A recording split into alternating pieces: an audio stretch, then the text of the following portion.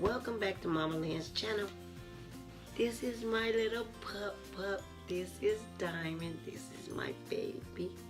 Hi, baby. I'm sorry I've been going all day. Okay, now, you gotta go. You gotta go, because you're going to be running through the whole thing. I'll get you in a minute. Okay. Hi, now listen. I haven't told you guys a little bit about myself, so I might as well start. And I'm going to tell you why I started my nonprofit called Mama Lynn's House. The reason why I started it was, you know, my mom, she's deceased now, but she told me, she gave me permission. She knew. She said, okay, you're going to do great things, and I need you to use my name. We're not really going to use her name, but every now and then I will, because I miss her so much. Like, I could cry right now.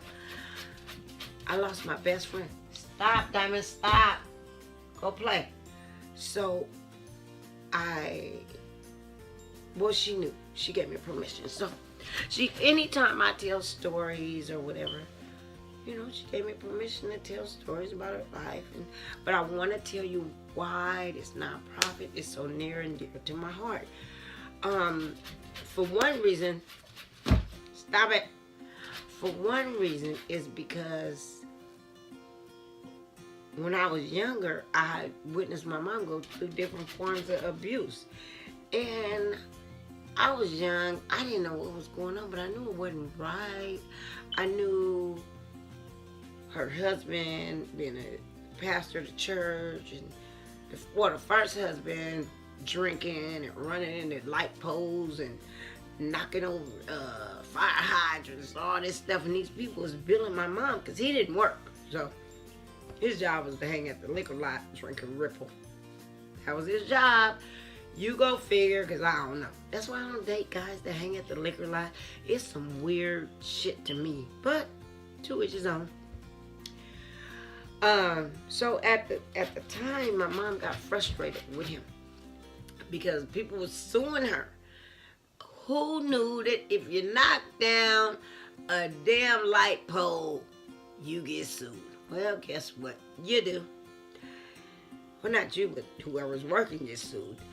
And when you run over a fire hydrant, not only do you have to pay to repair the fire hydrant, you have to pay for all the water that spouted out of the fire hydrant. Okay. Who knew? So at this point, my mom was tired of this. And, you know, my dad, I loved him. But he used to forget us a lot. I never forgot my damn kids. How the hell you forget some kids? He be drinking at the liquor store and just forget his kids. I'm sure some of y'all can understand and relate to this shit. Even as a kid, I couldn't understand it. Still can't understand it. But maybe it made me a better parent because I never forgot my kids. But so after that, you know, that kind of bothered me. And I guess it bothered my mom because we were little kids. I think I was about, stop it, Diamond. I think I was about, what? I don't know, I was young.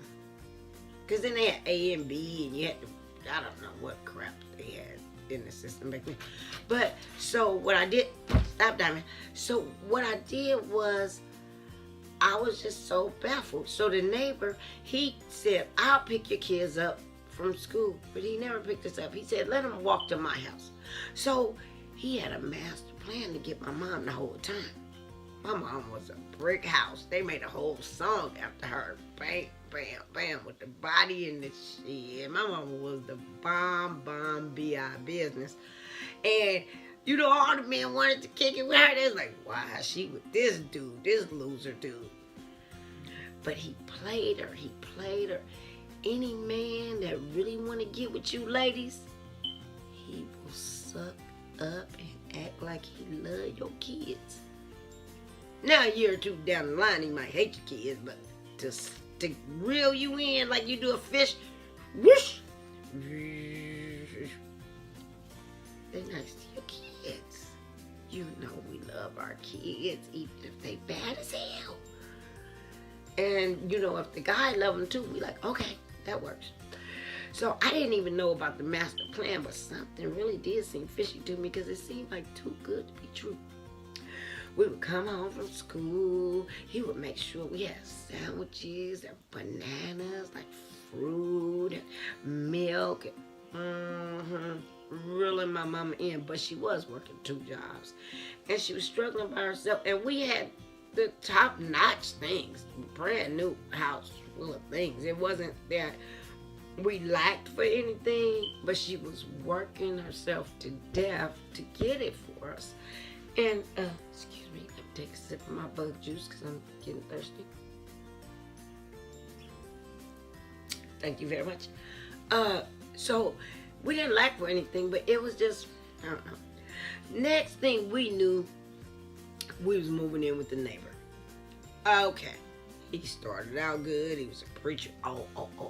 Before we moved in with the neighbor, this what got my mama, I guess, for real.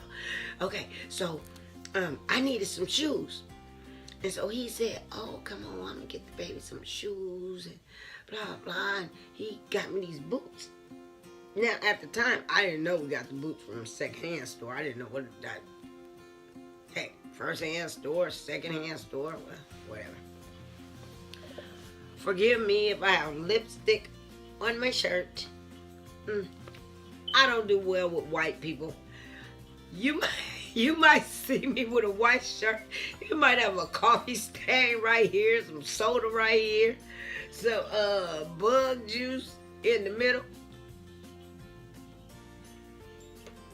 But my sweet mother, she didn't even know she was into the spider's web. He was the spider, y'all. He was the spider. But anyway, I was so happy with my boots. Oh, I thought I was the stuff.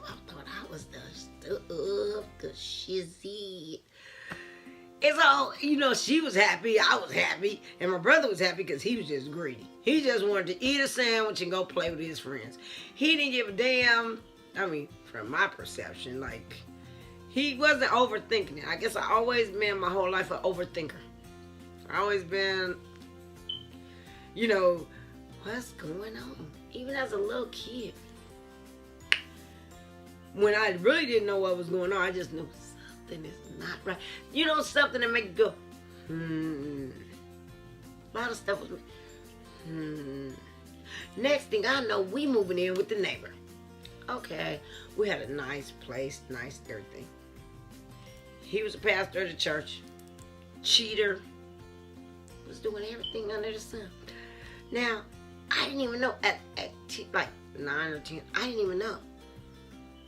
But apparently, going to church with no panties on, sitting in the front row, is like a good thing. Well, I guess back in them days, I didn't understand, but what? Okay, so is this real or is it a memory, you guys? Peep this. I saw these women, I didn't know what they was doing. And by my mom being the first lady of the church, we was at church all the time, but my mom worked 2 jobs. She worked at Hughes in the daytime and did a bunch of overtime there. And then she had a building downtown doing janitorial work, so we had to go and run the vacuum and clean it. So when people come to when you come to your office in the morning and it's clean and it wasn't clean when you left it, somebody's coming there to clean it in the middle of the night. That was the funnest shit. We could run through the office building and run the vacuum, but have fun at the same time and run and dump the trash. Ha ha ha. Okay, that was a yeah. That was a blast, but it was fun. So I didn't know that the whole church thing was, I knew it was bizarre, but I only thing I didn't know, I was not gonna tell my mom that crap. But okay. That went on for a while. Okay. We had to gain groceries, food, this and that. I didn't even know what a food stamp was, you guys. And back then, you go and you get him. What he would have me do, he dressed me up like with holy pants. I'd have my favorite boots on though that he got me. I don't care what was going on. I wore them boots till they wore themselves to the ground. But anyway, so we always had food. That wasn't an issue. But he was a massive cheater. I didn't even know what a cheater was. But as a little kid, when something just don't look right, it don't smell right, and some women sitting in the front row of the church with no underwear on, with their legs cocked up, I couldn't really see anything.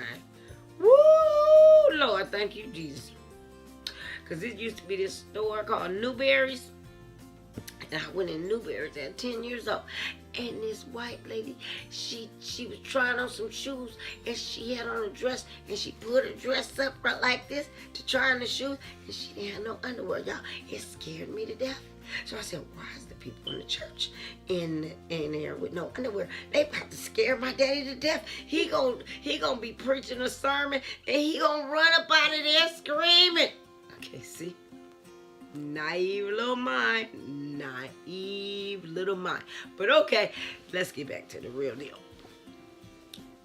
Okay, the reason why I started my battered woman shelter, because even at a young age, I figured out my mom was being abused.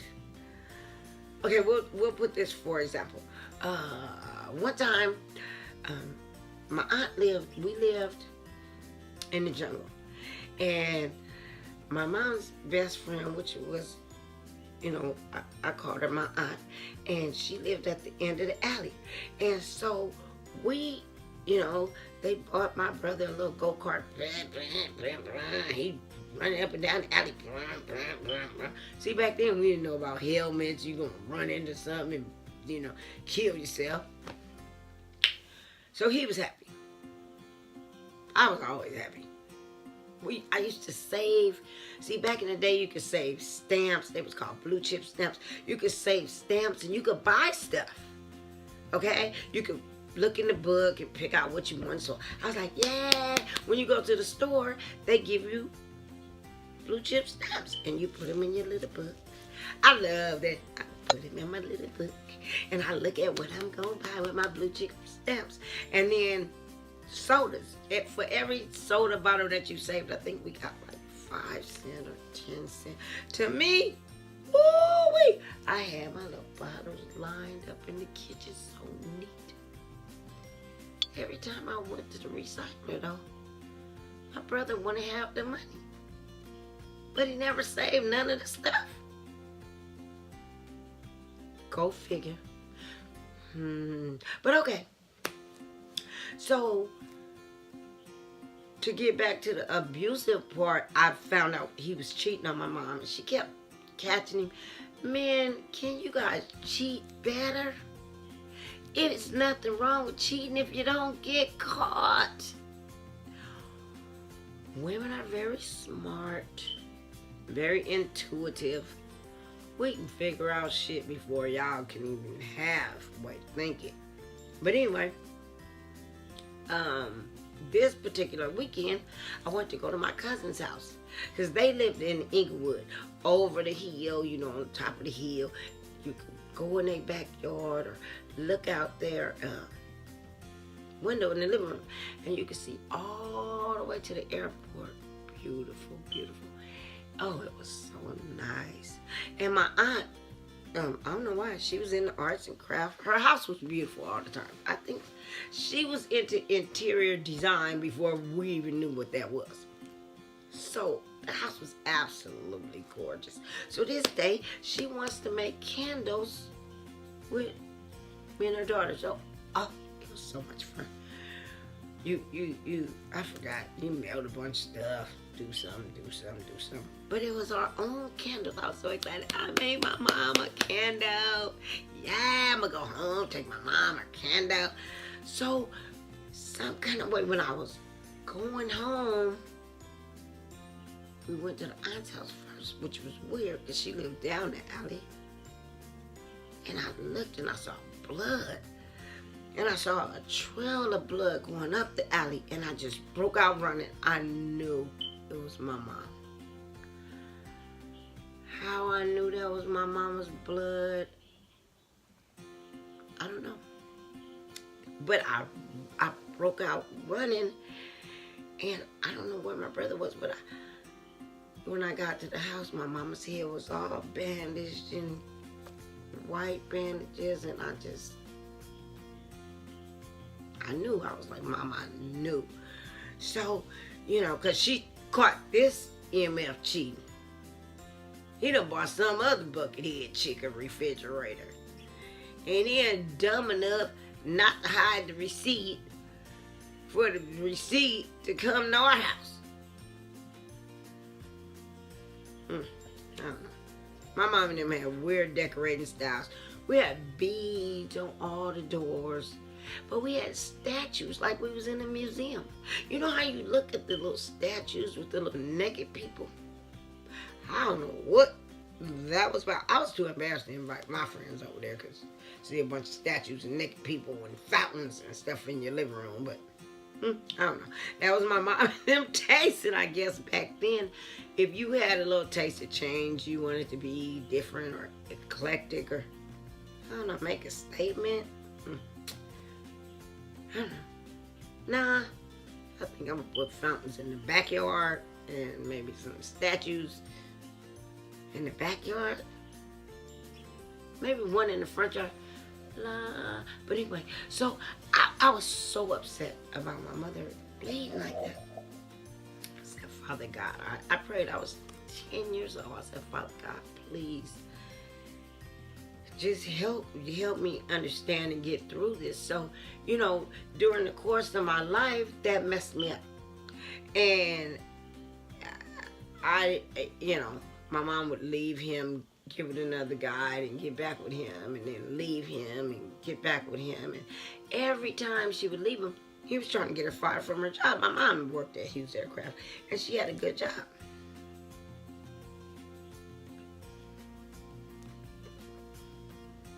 But when you good at your job, can't nobody get you fired. Can't nobody, if the boss like you, no matter what they do. What job takes their phone off the hook? They used to take the phone off the hook because that's how much it called to try to get her in trouble. But anyway, to make a long story short, let's fast forward. I'm about 16.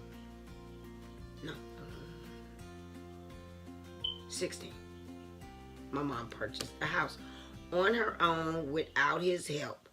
Okay, and so he comes with this limousine service. Oh, I own a business now. Oh, I forgot to tell you, we used to have an ice cream truck when I was like 10. We didn't make any money because I gave up. We lived in the jungle. I gave all little kids. They used to try to bully me, but I was like, you trying to bully me? You ain't getting no damn ice cream out of my truck. And I give all nice kids ice cream. So the bully kids would be like, damn, we gonna be nice to her. Well, we ain't getting no free ice cream. Yeah, I gave a bunch of ice creams away. Everybody loved me at the end of the shit because they were like, yes, you gonna give us some ice cream. So, when I was a teenager, we had the limousine business. And which made people think I was rich. I wish we were. I mean, like I said, we always did all right, but still, to the outside world, we always had brand new cars and, besides the limousine business. So, one day, my mom's birthday was coming up. She bought a house on her own. I'm so proud of you, Mummykins. So she bought a house on her own. And my brother was like, if we get this house, I'm just going to do a pancake in the front yard. So he ran up and he jumped. And a pancake is when you jump and you fall flat on your ass on the ground.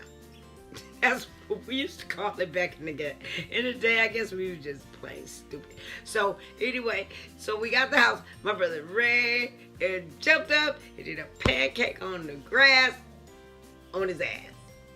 That was some funny shit because his ass was hurting for about a week. But anyway, so we lived there for a while, and then my mom got back with stepdad. I always loved him. I had a soft spot in my heart for this man because when my real dad didn't care about me, he made sure I ate. He made sure we was looked after school. Like, what parents don't understand is that forms kids. That made me have a special bond with this man. And no matter what he did, he taught me how to grocery shop. He taught me how to do things. I didn't want to love him the way he was doing my mom. I did not want to care about him. I didn't want to love him. But I was conflicted. Really conflicted. So, by now, I have my own car. And, you know, that's fine. Because I went to Dorsey. Even though I got kicked out of Dorsey because they found out that I wasn't in their school district. So I ended up going to Crenshaw. So if you look me up, I'm in 2 yearbooks for the class of 78. I'm in 2 yearbooks. But anyway, so he says, oh, let's have a party for your mom. I'm like, oh, that's so sweet. Yeah, let's do it. Because I hadn't seen him fighting my mom since I was 10 years old. Now, if he did fight her, it was behind closed doors. I didn't know nothing about it. So, I still serve phone book. I invite all her co-workers, all her friends, everybody. And when they came, you know, I told everybody it's a surprise. Don't tell her, don't tell her, don't tell her. I had that shit. I was a kid. Well, not really a kid. I was 16 by then. I had the whole house decorated, had it plushed out, had it clean, smelling good. I mean, I thought I was the B.I.B.'s business. So, I'm excited. The guest is arriving. My mama still don't know. Yay! So, all these people, I invited all these people from her job. So, when she, you know, they all came, and when she got ready to walk through the door with him, we all said, surprise.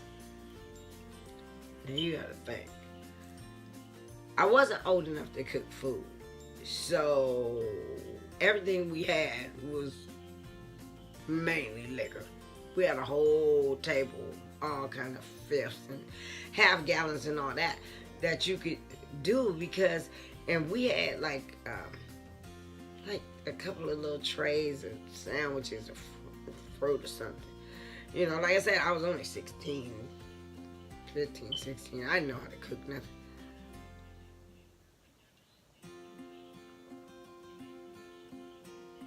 So, she was so surprised. She started crying. I started crying. I was like, yes, mommy, yeah. I did the dang thing. And then I had the, you know, a table set up where everybody brought her presents. Well, as soon as everybody jumped out and said, happy birthday, surprise, this fool went on some kind of psycho war thing. But you know what happened? I figured it out later.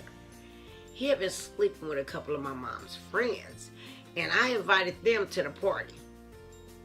See, men can dish that shit, but they can't take it. And they so dumb. When it's in their face, men, I'm not talking about all men, but step your game up.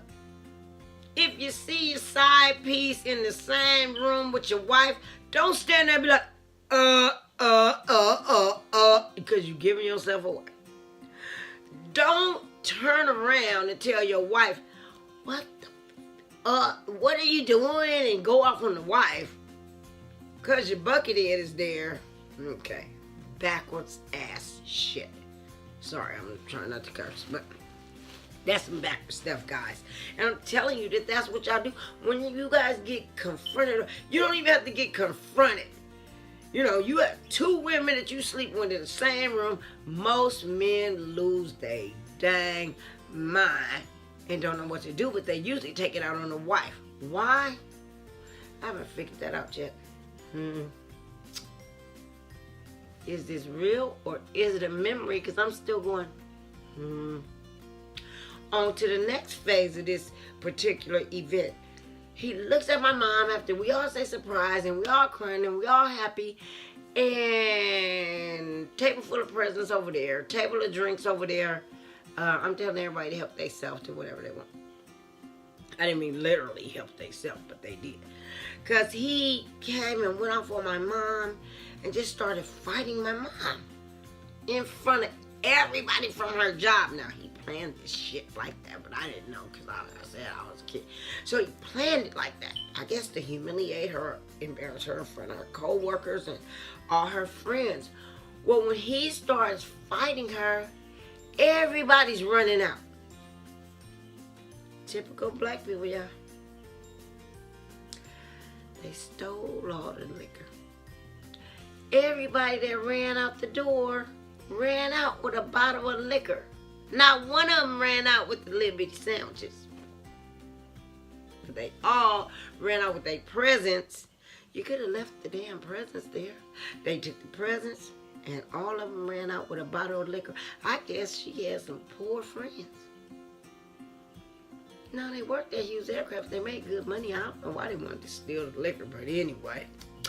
So at that point, I'm freaking out. I am freaking out.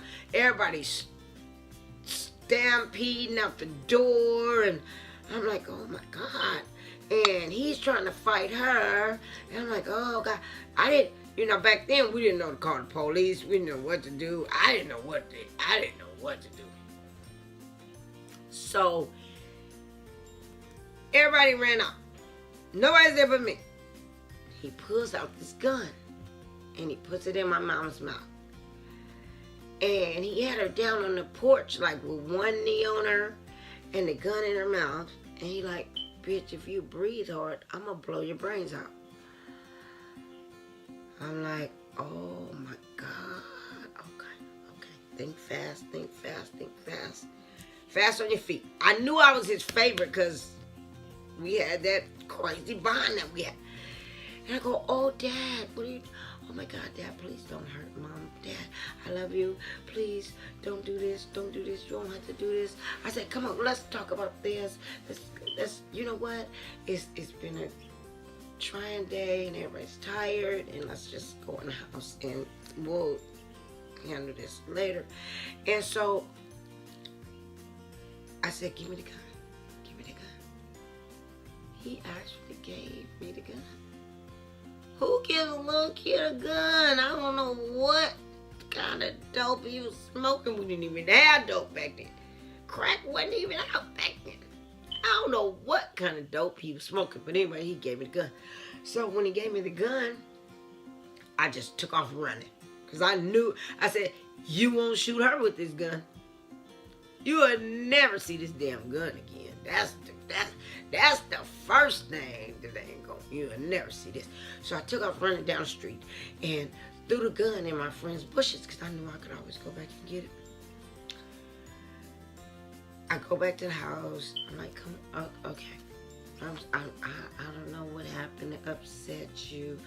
I'm playing therapist to this motherfucker, and my mother looking at me like, oh my God, my baby is like basically saving my life. And at the end of the day, I was like, you need to leave because I think it was some lie. I don't know. I didn't call the police. I didn't know to call the police. I made up something.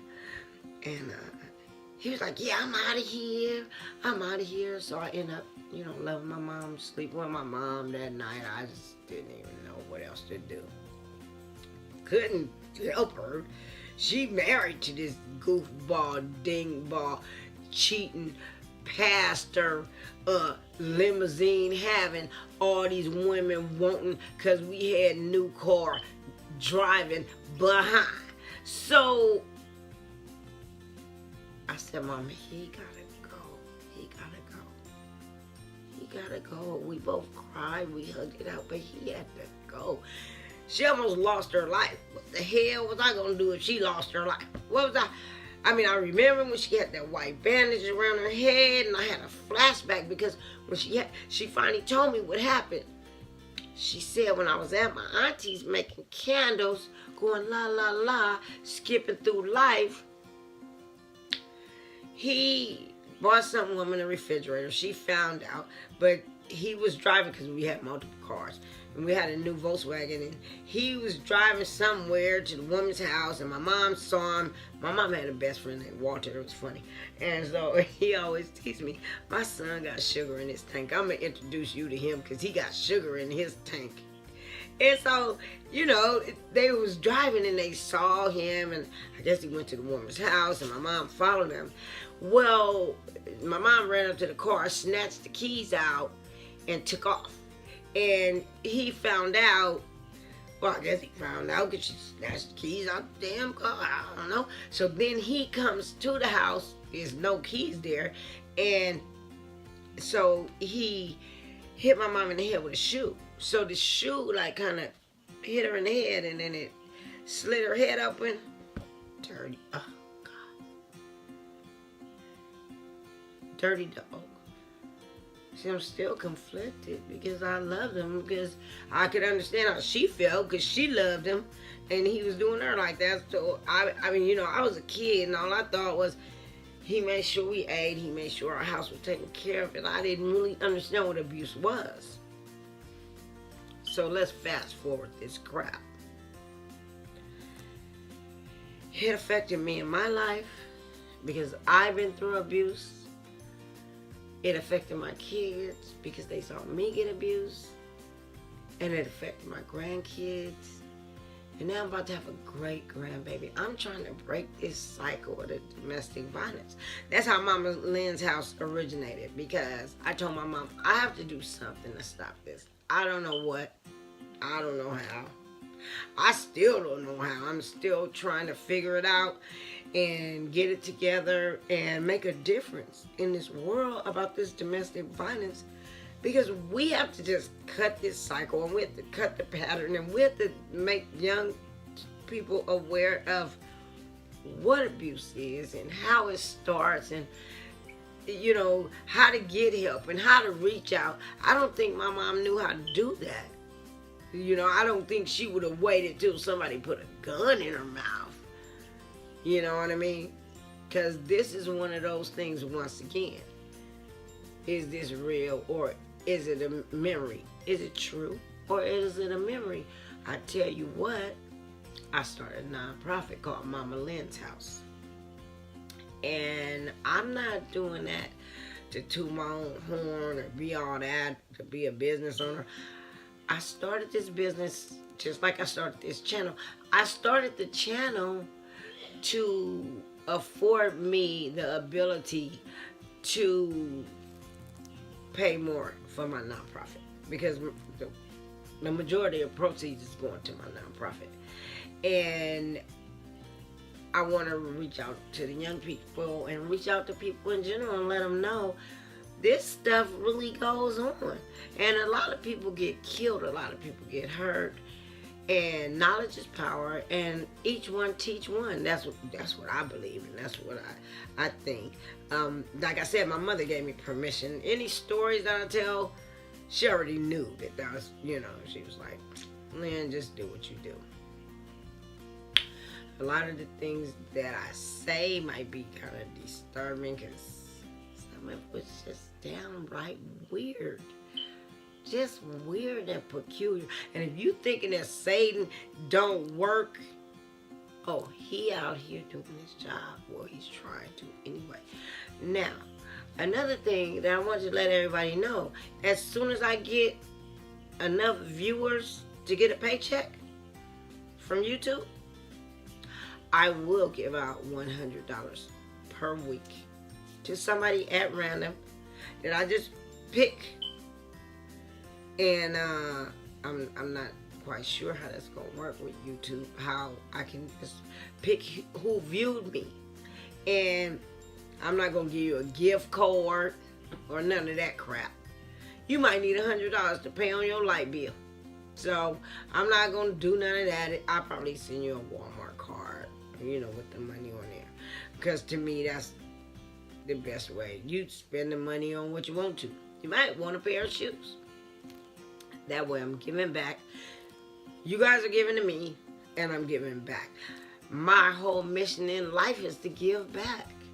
And the more you watch my channel and you're helping me, and I give back, because this will be once a week, believe me.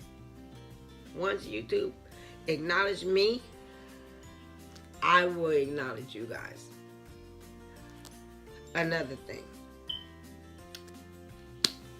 Go Dodgers. Now, I didn't see the game tonight. I hope we won. I didn't watch it. I hope we did. I mean, we won the other night. So hopefully we won tonight too. But thank you for tuning in. I'm into it now, and I really want to share more about my life with you guys so you can connect with me and you can understand where I'm coming from, where my stories are. I am from South Central. Been here my whole life. Was born in Little Rock, Arkansas. Moved to Los Angeles when I was 1 year old. And when I turned 18, I've lived everywhere from Rancho Penasquitos, because I thought I was something if it had Rancho in front of it. I've lived in Rancho Penasquitos. I've lived in Rancho Cucamonga. I've lived in Ontario. I've lived in Tulare, way in the middle of nowhere. Oh, I can tell you guys that story. That's funny too. But so I've lived everywhere. Always you go back to your roots. Los Angeles is my roots. This is my home. This is where I know, so I'm back here. Why? I don't know. My mom is deceased. My mom refused to leave Los Angeles. She's deceased. Why am I here? I have no clue. I'm like, Father God, so it must be a reason why he has me here. I want to say, may God bless you and keep you. And you guys stay good. Till next week. Much love.